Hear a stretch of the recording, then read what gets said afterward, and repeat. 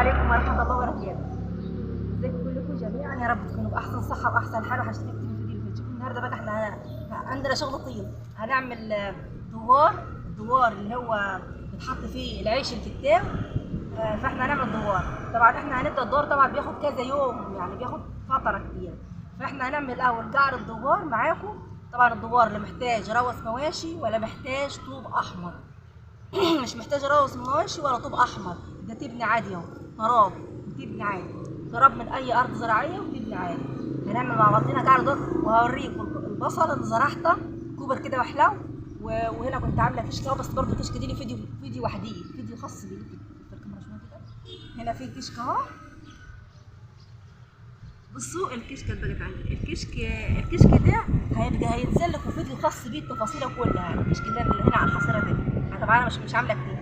وكده بقى ان انا هبدا ان انا احط التبن، وابدا ان انا هعمل معاكم الخلطه بتاع التبن. بسم الله الرحمن الرحيم. ما تنسوش يا جماعه تصلوا على النبي. اللهم صل وسلم وبارك على سيدنا محمد وعلى اله وصحبه وسلم. بصوا كده بقى، دي دوار يا جماعه، دوار. يعني الدوار دي بتخزن فيه غله، بتخزن فيه بتاو. هنعمل طبعا واسع كده وقصير مش طويل، علشان دي هيبقى البتاو، فاهمني؟ فدي بتتعمل بتبني عادي. يعني طبعا هو مش هيتحرك كتير، مش هيخش الفرن ولا اي حاجه، ولا حاجه تخبط فيه ولا كده ولا كده. فطبعا احنا بنعمل البلاطه والحاجات التانيه والكانون والصول او روس المواشي والطوب الاحمر، علشان ده بيكون بيتشال ويتحط كتير، والبلاطه بتتحط في الفرن ويتخبط فيها كتير الخبيث، فبنحبها تكون باكنه يعني. فالدوار ده بيفضل موجود مكانه ما بيتحركش. وطبعا بيبقى مفيش حد هيدخل الفرن ولا في نار ولا في اي حاجه، فتعملي التبن عادي. اللي احنا بنخاف نحط التبن في البلاطه ولا في الكانون بيتحرق ويتفتول كده، يعمل زي ما يكون انت جيتي في حاجه يعني كده، زي دمس، زي حاجه تلاقيه فرق وما نفعش. فاحنا ما بنحطش التبن في البلاطه او في الكانون. فاحنا بقى كده بنعمل بيه دوار. هتشوف بس معايا، بس هياخد بقى كذا يوم لحد ما نخلصه، لان هيبقى طوافه كده يعني.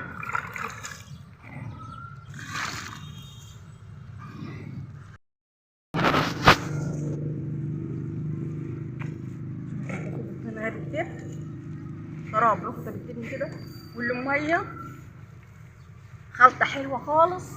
علشان بقى احنا النهارده ان شاء الله باذن الله هنبدا في القاعه. بعد ما اخلص هوريكم البصل، هتشوفوه كبر قدام.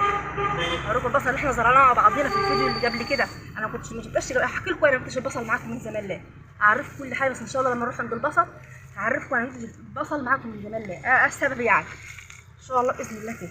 البصل هو جنبينا عادل اهو، هنا على السطح فوق هنا. بس هنخلص بس الدوار ده عشان الشمس والحر يعني، ونلحق ان احنا نعمل نخلص. هناخد طين خلطه حلوه ونرجع لكم تاني.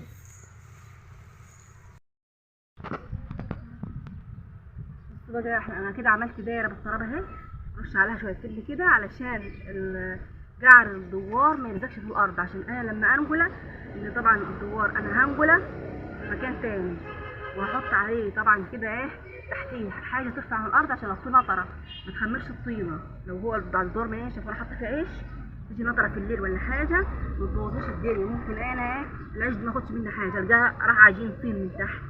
فانا كده الدوار ده هيتشال من مكان تاني، فانا بعمل له مكان كده للجعر زي ما انتم شايفين كده. بسم الله الرحمن الرحيم. بسم الله الرحمن الرحيم.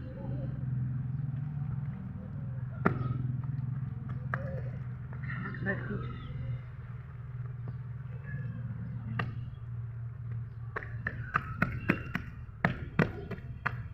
كده طيب بديت جبال الشمس كده.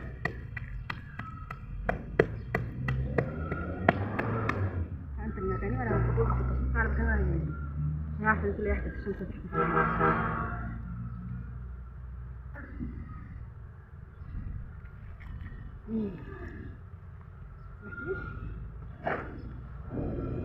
عادي اهو. انت قلبك يمين.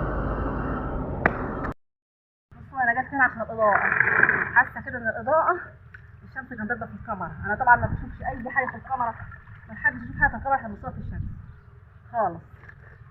ما تعرفش حاجه غير لما نفتح بعد ما نخلص التصوير ونشوف بقى. طبعا قاعد الدوار لازم يوسع علشان البتاوه تاخد راحتها فيه، ما نعملش صغير. البتاوه تبقى ايه، بتاوه كبيره، فاحنا بنوسع قاعد الدوار. لازم نعمل مدور كده وحلو، يدينا الجست كده.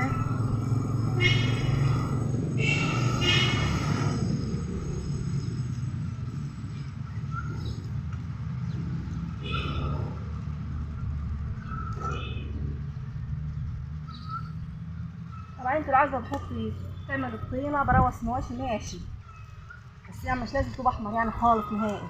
انا عملتها بتلج زي ما قلت كده، الدوار بيتحرك، مش هيتحرك من مكانه يعني قريب مره واحده بس ان انا هرفع المكانه بس، يعني مش هيفضل حد يشيل فيه ويحط فيه ابدا.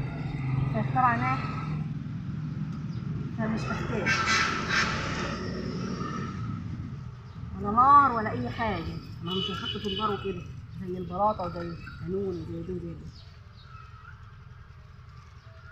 بحاول اوسع الجعر على قد ما اقدر عشان البتاعه تبقى مرتاحه فيه. هو بيكون مستحب بالروس بيكون ناعم احسن من كده، يعني روس المواشي بيبقى احلى من كده. بس انا استسهلت يعني، ممكن اكمل طوف عليه بروس مواشي مش بتجلي برضه، ممكن انا اكمل الطوفه بتاعتها اللي هي العاليه دي كده بالروس، فاهمني؟ عشان انا عملت الجعر كده وخلاص، الجعر مش هيرجع عليه، مش هيبقى فيه مشاكل.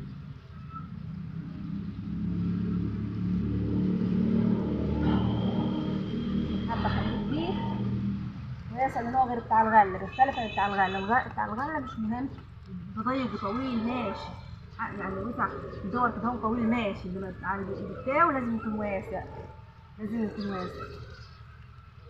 البتاو تكون كبيره وتبقى واخده بقى مساحه حواليها كده مرتاحه.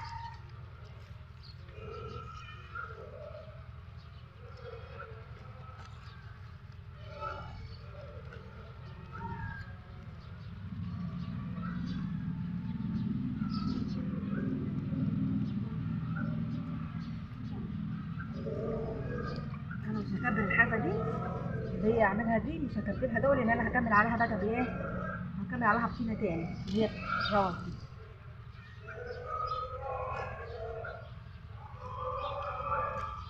وانت تشوف معايا كل الفيديوهات اللي هعملها وانا بطوف في الدوار دول، تفتح حته كده وتشوفها معايا.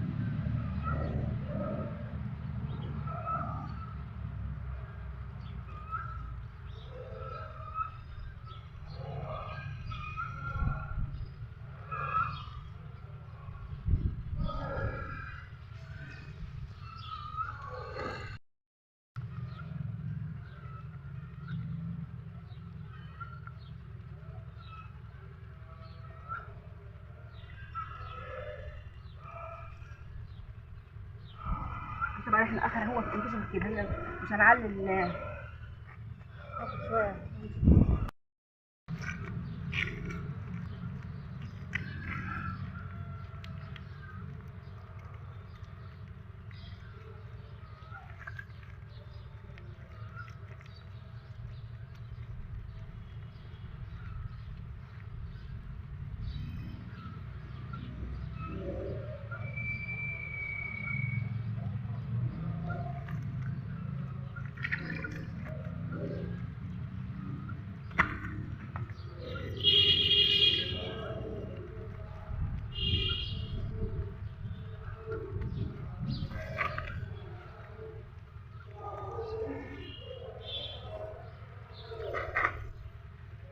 بس احنا رسمنا الجعر اهو كده خلاص. رسمنا الجعر اللي احنا هنكمل عليه بقى ان شاء الله.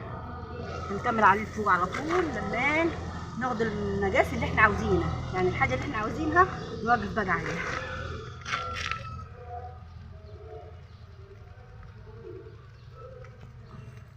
كده يكون واسع كده علشان تكون دايره، تكون دايره كده مظبوطه.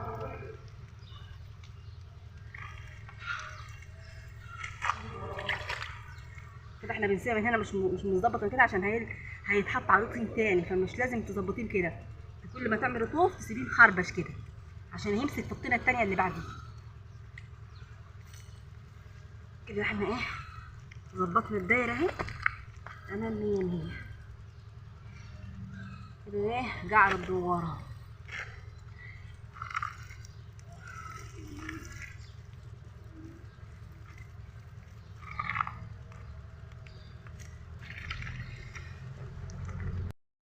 بصوا بقى يا جماعه، طبعا السبب اللي خليني عوقت عليكم لما اجيب لكم البصل اللي انا كنت زارعه معاكم، السبب بقى ان انا كنت زارعه معاكم البصل ده ما جبتلكوش بسرعه في الفيديو، لان البصل ده كل ما كان يطلع الحمام كان ياكله، كل ما كان يطلع الحمام كان ياكله. بصوا والبصل اللي هو لسه ما خضرش خالص ده الحمام كان جلع خالص من مكانه، فاهمني؟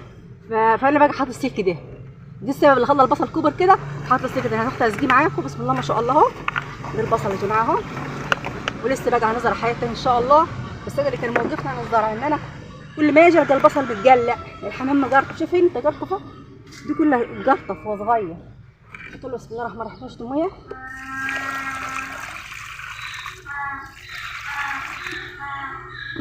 اهو. ده البصل بتاعنا اهو. في بقى اللي ما طلعش ده هيطلع هيخدر لا بقى، لان الحمام كان بقى جالع خالص، يعني المزروع له 3 ايام 4 ايام والحمام جالع، احطه تاني اطرح تاني والحمام يجلع، فاهمني؟ فعشان كده ايه في بصل لسه ما خضرش، وفي لسه مخضر جديد اهو، في لسه مخضر جديد، ولسه برضه هنا مخضر جديد اهو.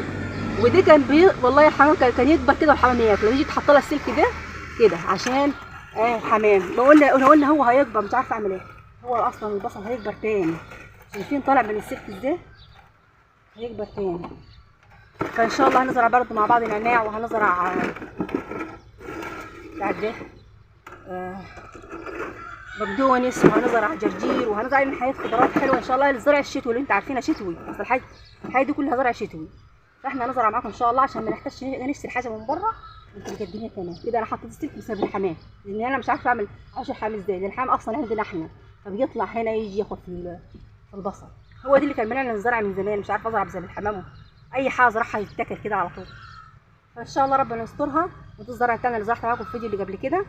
وهنا عملنا جعر الدوار زي ما انتم شايفين، وهناك الكشك ده ليه فيديو وحديه هتشوفوه، يعني انا عامله فيديو كده خاص بالكشك اللي هناك ده من ساعه ما اتسرق لحد ما اتعمل فيه كل حاجه. ان شاء الله هتشوفوه معانا، هينزل ان شاء الله معاكم قريب.